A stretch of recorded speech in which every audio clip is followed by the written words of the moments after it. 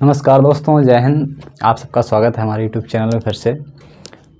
तो आइए आज हम लोग भौतिक विज्ञान पढ़ेंगे और ये हमारा भौतिक विज्ञान का बिल्कुल शुरुआत चैप्टर है। बिल्कुल जीरो से हम लोग चल रहे हैं और पूरी साइंस ख़त्म करेंगे। मतलब भौतिक विज्ञान को जीरो से लेकर के एंड तक ले जाएंगे। इसके बाद फिर केमिस्ट्री, इसके बाद आपका बायोलॉजी, यानी कि तीनों साइंस आपको बिल्कुल धुआं धुआं करना है। और यहाँ पे जो मेन टारगेट हमने लिया है वो है आरआरसी ग्रुप डी। कौन सा? आरआरसी ग्रुप डी का है पेपर, उसके लिए। और आपका आरआरबी एनटीपीसी जो सेकंड है, ठीक है, उसके लिए। और बाकी आपके जो अदर एग्ज़ाम्स हैं जिसमें साइंस आती है, उसके लिए आपको ये तैयार करना है।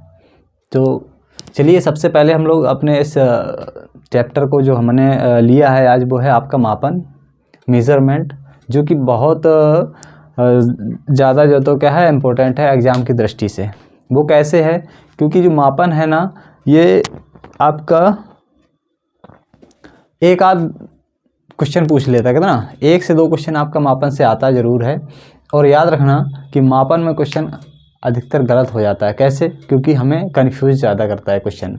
इसलिए हमें ये कोशिश करनी है कि हमें क्वेश्चन जो तो अच्छे से याद रहे और हमें पेपर में जो तो गलतियां हमसे ना हो। ठीक, तो चलिए दोस्तों, चलते हैं यहाँ पे और हम लोग शुरुआत करते हैं भौतिक विज्ञान की।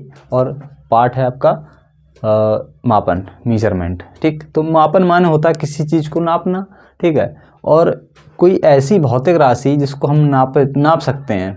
ठीक, जिसको हम जैसे ये आपका जो पेन है, ठीक है, तो इसको हम क्या कर सकते हैं? मेजरमेंट, मतलब ये इतना बड़ा है, कितना है, ये इतना बड़ा है, हमने इसको जो तो अपने हाथ से ऐसे किया और ये इतना इसका साइज आ गया। ठीक, अगर हम इसको डबल में कर दे रहे हैं तो ये और ज़्यादा बड़ा हो रहा है, लेकिन ये हम इसको जो तो क्या इससे नाप पा रहे हैं। ठीक है, ये मतलब इसको मीज़र कर पा रहे हैं। तो अगर कोई ऐसी वस्तु है जिसको हम मीज़र कर सकते हैं और उसे हम क्या कहते हैं? भौतिक राशि कह सकते हैं। ठीक है, क्या कह सकते हैं? फिजिकल क्वांटिटी कह सकते हैं। अब ये जो भौतिक राशियाँ जो होती हैं, यानी कि जो आपके जो नापने की जो पद्धति, नापने का जो सिस्टम है, ये दो तरह का होता है। कौन कौन सा होता है? एक होता है आपका भौतिक राशि में एक अदिश होती है, एक सदिश होती है। ठीक है, मतलब कोई चीज़ को अगर आपको नापना है तो हो सकता है वो उसका मात्रक हो सकता है उसका मात्रक ना हो, या हो सकता है कि उसमें जो तो कुछ अलग डिफरेंस हो। जैसे अगर हम अदिश पढ़ रहे हैं, अदिश, सदिश बाद में पढ़ेंगे। अदिश राशियाँ वे होती हैं जिनमें दिशा नहीं होती। क्या होती है? दिशा, अदिशा, मतलब कि दिशा विहीन होती हैं, दिशा होती ही नहीं है, वो आदिश कहलाती हैं। कैसी? आदिश, मतलब कि आपकी स्केलर कहलाती। कैसी? स्केलर आपकी जो क्वांटिटीज हैं वो कहलाती हैं। तो अब ये आदिश माने क्या होता है कि जैसे आपका यहाँ पे पहली राशि आपकी द्रव्यमान लिखी है, द्रव्यमान। क्या है? द्रव्यमान। ये कैसी है? आदिश है। क्यों आदिश है? इसका एक कारण है।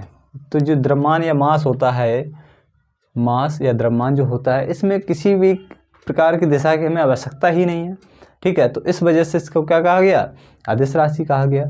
और घनत्व की बात करें, तापमान, जैसे टेम्परेचर, सबसे अच्छा उदाहरण तापमान है। और इसके बाद आपका समय है, समय।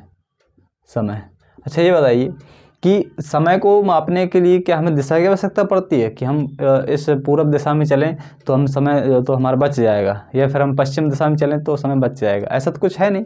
तो यह तापमान, मतलब पूर्व दिशा में तापमान ज़्यादा होगा या पश्चिम में ज़्यादा होगा, ऐसा तो कुछ है नहीं। तो यानी कहने का मतलब ये है कि तापमान हो या चाहे समय हो, चाहे जो भी आपकी अदिश राशि हो, उसमें जो दिशा होती है उसकी आवश्यकता ही नहीं होती है। इसलिए इसको जो तो क्या कह दिया गया? आदिश राशि कह दिया गया, स्केलर क्वांटिटी कह दिया गया। और ये कुल मिला के आपके पास ये हैं राशियाँ। ठीक है, जिनमें भी आपकी दिशा की आवश्यकता ना पड़े, वो अदिश राशि कहलाती है। वो चाहे आपकी, हमने यहाँ पे बहुत कम लिखी हैं लेकिन होती बहुत सारी हैं।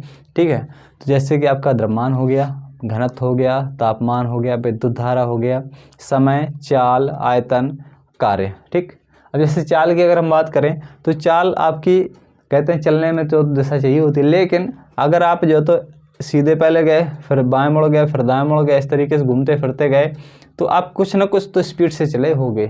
ठीक, लेकिन क्या आप किसी एक ही दिशा में चले? क्या नहीं चले ना। तो यहाँ पर क्या चाल क्या है?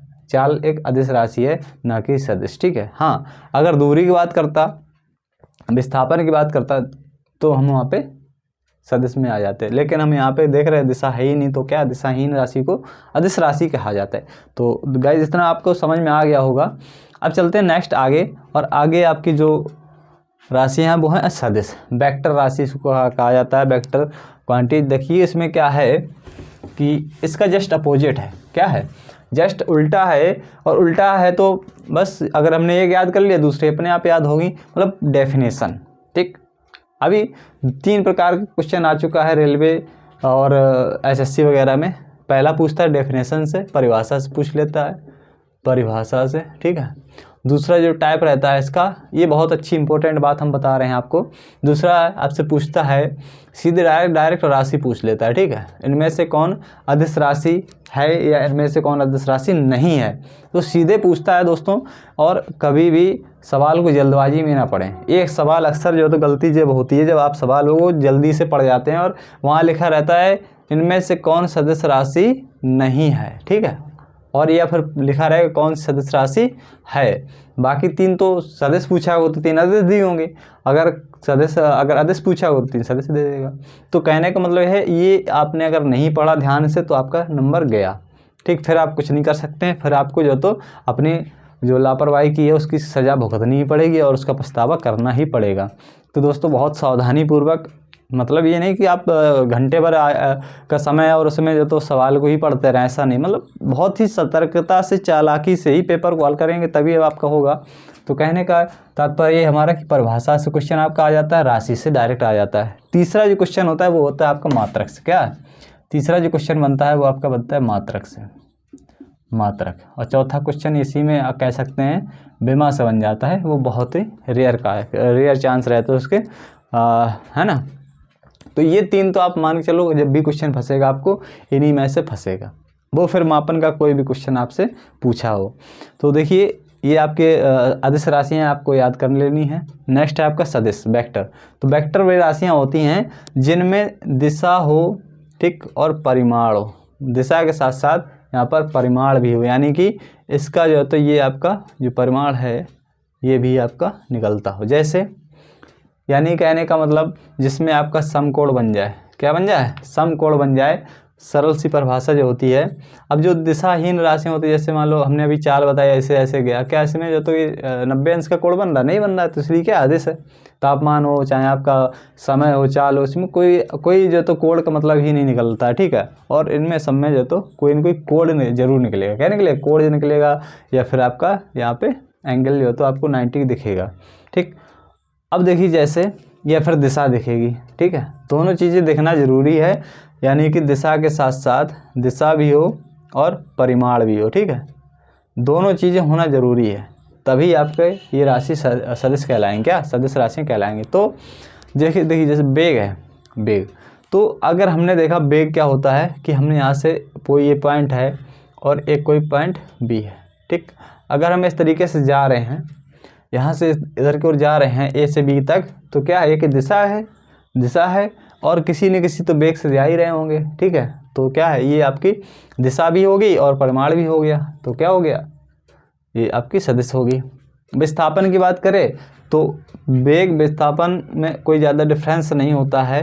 सिर्फ इतना डिफरेंस होता है कि अगर आप यहाँ से सिर्फ गए, ठीक, यहाँ से सिर्फ गए और यहीं आकर रुक गए, तो आपका क्या हो गया? बेग हो गया। क्या? बेग।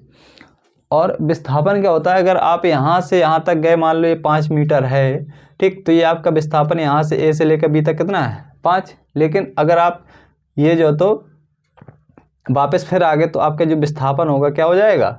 विस्थापन आपका 0 हो जाएगा, क्योंकि 5 आप गए थे प्लस था, फिर 5 आप वापस आ गए तो माइनस हो गया, तो क्या कटपिट के विस्थापन कितना हो जाएगा? 0 राशि मिल जाएगा हमें। जबकि दूरी में या फिर आपका बेग में या फिर आपका दूरी है उसमें ऐसा नहीं होता। ठीक है, याद रखना। ठीक, तो इसलिए ये पॉइंट आपको याद रखना कि कोई व्यक्ति जब किसी क्वेश्चन आता है, इससे न्यूमेरिकल जो आता है इसी टाइप का आता है। कोई व्यक्ति किसी निश्चित स्थान तक जाता है, उसके बाद फिर वो अपना वापस आ जाता है, तो विस्थापन को ज्ञात कीजिए, तो फिर वहाँ पे क्या होगा? 0 हो जाता है। अगला है आपका बल।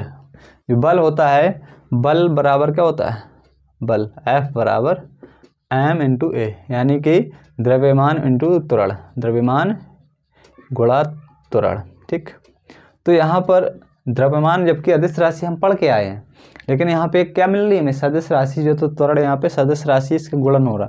तो कहने का मतलब यहाँ पे हमें जो त्वरण है ये हमें कैसी राशि को दिखाता है, ये सदिश राशि को दिखाता है।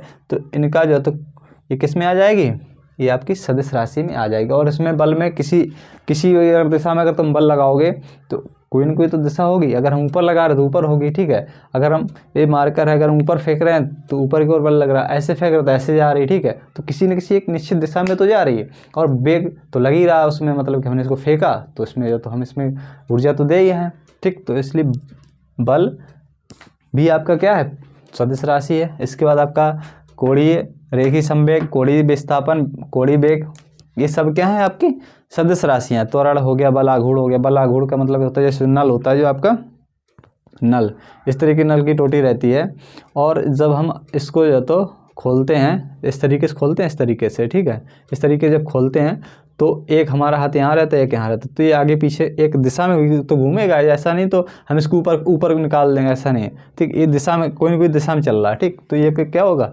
यहाँ पे सदिश होगा। तो कहने का मतलब ये है कि जिन राशियों में दिशा की भी ज़रूरत पड़ती है, परिमाण तो होता ही है लेकिन साथ साथ में दिशा की आवश्यकता पड़ जाती है, वो राशियाँ आपकी सदिश, बाकी की राशियाँ अदिश कहलाती हैं। क्लियर। चलिए अब आगे चलते हैं, मात्रक की जो पद्धतियाँ होती हैं क्या होती हैं। देखिए दोस्तों, पद्धतियों का मतलब है कि जो आपकी नापने की जो विधियाँ थी उनको कहा जाता था। तो पहले प्राचीन समय में 3 पद्धतियाँ हुआ करती थी। सबसे पहले जो आपकी पद्धति थी CGS पद्धति, FPS पद्धति और MKS पद्धति, ये 3 प्रकार की पद्धतियाँ थी उस समय। तो CGS होती है सेंटीमीटर, ग्राम और सेकंड, क्या थी सेकंड। और FPS की थी फुट, पाउंड और आपकी सेकंड। नेक्स्ट है मीटर और किलोग्राम और सेकंड। ये 3 पद्धतियाँ थीं और तीनों को जो तो आपने समझना है। तो पहली जो थी सेंटीग्राम और सेकंड, तो ये जो पद्धति थी ये सबसे छोटी पद्धति मानी जाती है, सबसे छोटी इकाइयाँ हैं ये नापने की। जो उससे बड़ी है वो है FPS और सबसे बड़ी MKS। और उसी का जो परिवर्तित रूप है उसमें जो चेंजमेंट किया गया वो है आपका SI पद्धति, और इसी को चेंजमेंट किया गया है, इसी का जो सेकंड नेम है वो SI पद्धति का है, ठीक है। तो अब चलते हैं आगे मूल मात्रक, इसको हम हटा देते हैं मूल मात्रक, या फिर इसका हम मूल राशियों पढ़ेंगे।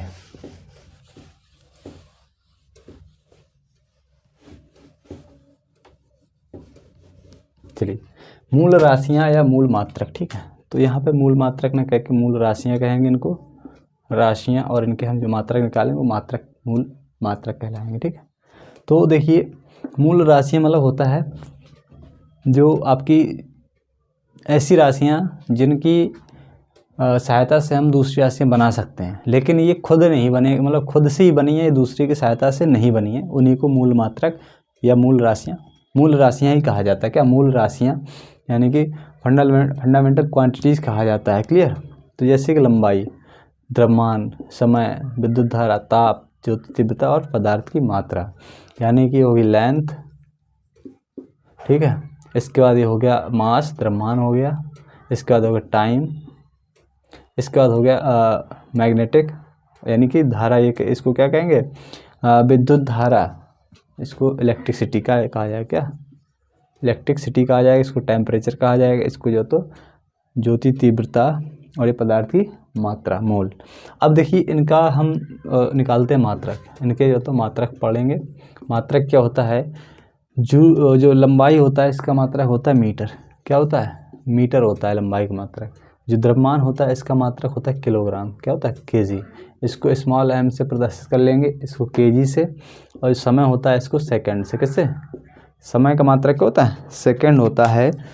और आगे हम देखते हैं विद्युत धारा, ये होता है एम्पियर, क्या होता है एम्पियर होता है। याद रखना क्या होता है, एम्पियर होता है। ताप का होता है आपका केल्विन, क्या होगा, केल्विन हो जाएगा। और इसके बाद आपका ज्योति तीव्रता कैंडेला CD, ठीक, और पदार्थ की मात्रा मोल। ये आपकी 7 ऐसी मूल राशियां हैं जिनकी सहायता से हम दूसरी राशियां बना सकते हैं, उनको कहा जाएगा व्युत्पन्न राशियां। जैसे अब इन्हीं राशियों के जो मात्रक, इनको इसी को मूल मात्रक कह दिया था, ठीक है। और ये मूल राशियां होगी जो कि गिनती की 7 ही होती हैं। आगे है आपका मूल राशियां हो गई। इसके बाद आता है व्युत्पन्न, ड्राइव्ड यूनिट्स आती हैं। व्युत्पन्न यूनिट्स क्या होगी वो, भाई इसी से जो राशियां बन जाती हैं उन्हें व्युत्पन्न कहा जाता है। जैसे अगर हम क्षेत्रफल की बात करें, ठीक है, क्षेत्रफल की बात करें या आपके आयतन की बात करें, आयतन, ठीक, तो आयतन क्या होता है, लंबाई गुणा चौड़ाई गुणा ऊंचाई, ठीक। क्षेत्रफल का होता है लंबाई गुणा चौड़ाई। अब लंबाई भी आपकी किस में रहती है, मीटर में, और चौड़ाई भी आपकी मीटर में रहती है, ठीक। तो ये है क्या, है तो लेंथ ही। जैसे ये आपका ये बोर्ड है, ये लंबा है, ठीक, ये चौड़ा है, ठीक, तो है तो एरिया इसका ये इतना है, बाकी आपका जो तो एरिया निकाला गया यानी क्षेत्रफल। तो ये भी लंबाई है और ये भी लंबाई है ना। तो है क्या आखिरकार, ये एक मूल राशि से बनी हुई यूनिट है, कौन सी, क्षेत्रफल। इसके अलावा आयतन की हम बात करें तो लंबाई हो जाएगी, चौड़ाई हो जाएगी और ऊंचाई भी हो जाएगी, ठीक। जैसे कि कमरा है इसमें हम वीडियो रिकॉर्ड कर रहे हैं, तो ये क्या हो जाएगा, तो ये मूल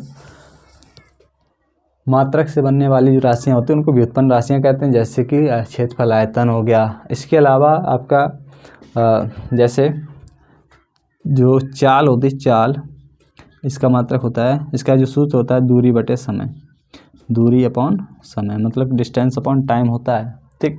तो ये भी एक क्या है, ये भी आपकी एक व्युत्पन्न राशि है, चाल, जिसका जो मात्रक निकल के आता है, दूरी का मात्रक होता है मीटर, ठीक है, और समय का मात्रक सेकंड। तो मीटर पर सेकंड, क्या, मीटर पर सेकंड यहाँ पे निकल के आ जाता। तो दोस्तों ये बहुत ही आसान तरीके से हमने यहाँ पे समझा है क्या, कि आपकी जो भौतिक विज्ञान में जो पहला चैप्टर मापन, ये बहुत ही आसान और सरल होता है। बस इसको एक बार समझ में अगर आ गया तो ये बहुत आसान होता है, लेकिन अगर समझ में नहीं आया तो बहुत टफ लगता है। तो हमने इस उम्मीद से आपको पढ़ाया है कि आपको ये समझ में आया होगा, बहुत सरल और सहज भाषा में बता दिया है। तो एक बार फिर से रिवीजन कर लेते हैं। भौतिक विज्ञान यानी फिजिक्स, और फिजिक्स में आपका जो किसी भी चीज़ को अगर मापना है तो उसके लिए हमें नापने के लिए क्या, मापन की आवश्यकता पड़ेगी, ठीक है। इसके लिए हमें कोई भी एक ऐसी राशि जिसको हम नाप सकते हैं, ठीक है, उसकी हम उसके बारे में कुछ कह सकते हैं, ठीक है, हाँ, कि इतना लंबा है, इतना मोटा है, इतना चौड़ा है, ये कुछ भी कह सकते हैं। तो ये आपकी किसमें कहा जाए, उसका मतलब हो जाएगा कि ये कोई ना कोई भौतिक राशि है। और ये नापने के फिर तरीके अलग अलग इसके रहते हैं। जैसे हमने यहाँ पे इनको 2 भागों में बांटा, अदिश और सदिश, ठीक। अदिश क्या होगी, जिसमें दिशाहीन होंगी वो राशियाँ, वो आपकी अदिश होंगी। जिसमें दिशा रहेगी वो आपकी वेग कहलाएंगी, सदिश कहलाएंगी। इसके अलावा आपके पास हमने बताया कि CGS पद्धति थी, और आपकी FPS पद्धति थी, और MKS पद्धति थी। ये आपकी पद्धतियाँ थीं, ठीक है। और एक SI पद्धति जो कि आजकल चल रही इंटरनेशनल स्टैंडर्ड सिस्टम, ठीक है। और इसके बाद आपको पढ़ाया हमने मूल राशियाँ। मूल राशियाँ 7 होती हैं, लंबाई, द्रव्यमान, समय, विद्युत धारा, ताप, ज्योति, पदार्थ की मात्रा। इसी के जो मात्रक होते हैं उनको मूल मात्रक कहा जाता है। अब इन्हीं राशियों से जो राशियाँ बनती हैं उनको क्या कहते हैं, व्युत्पन्न राशियाँ कहा जाता है।